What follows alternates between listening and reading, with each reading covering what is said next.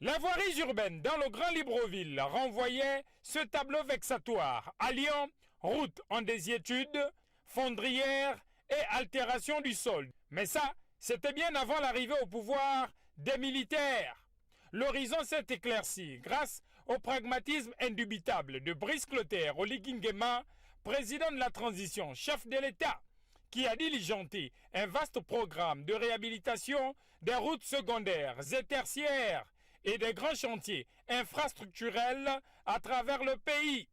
Le tour d'observation a commencé à la gare routière où, sous l'échangeur, au grand carrefour à Thon-à-Baie, cet édifice orne le décor. Le CTRI, pour le président, pour le moment, c'est bon. Il a rangé au niveau de la route, ça passe très bien. Les ruelles qui jonchent cet espace urbain ont connu une transmutation. Travaux réalisés par le Consortium international des travaux publics, CITP. Une embellie qui change la configuration de ce périmètre urbain.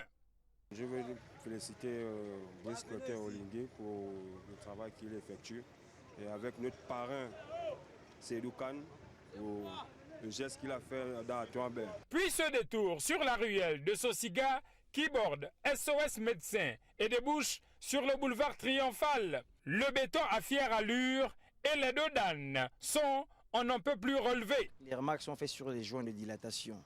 Les joints de dilatation, c'est normal qu'il y ait des joints sur du béton pour éviter la transmission justement des dégradations. Nous passons régulièrement pour voir s'il y a eu des anomalies entre-temps. Vous savez, la nature ne la dompte pas. À l'école normale, rayon urbain Lalongo, le conseiller spécial du chef de l'État, Juste Luango Bouyomeka, en manche de chemise retroussée, vérifie le dimensionnement du coffrage de cette canalisation avant de poursuivre l'inspection des lieux. Au début, les gens ne croyaient pas. Ils ne connaissaient pas réellement les réalités. Mais quand on a commencé avec le coulage, ils ont vu la chose, ils ont apprécié. C'est l'extrême satisfaction, puisque je suis dans ce quartier depuis 1971, quand j'étais étudiant à l'Université nationale du Gabon. Puis 1971, c'était la piste, il n'y avait même pas de route. Il y avait quand même environ 4 ou 5 maisons, ça a évolué. Réalité identique à la vallée urbaine baptisée Oguligende. Ici, le béton s'étale admirablement sur le linéaire. Les panneaux solaires et les bordures garnissent l'ouvrage. On est dans un avancement de 75% des travaux réalisés. On a eu à poser des bordures, rechargement à latérite, compactage et suivi des grands ouvrages qui sont les bus que vous avez constatés tout à l'heure là.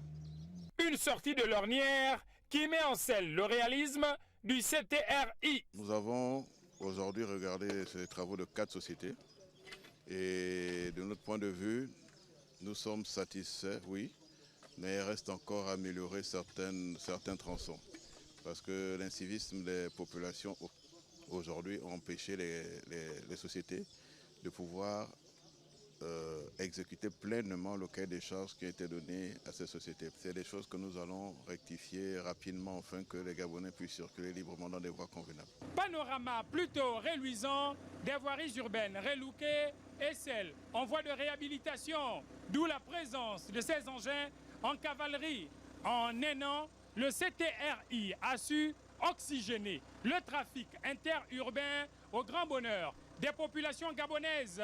L'opération suivra son cours à l'intérieur du pays. Ici, à Alibaden, quartier Oguligende pour Gabon Première, Henrik Bokoko et Victor Moudunga.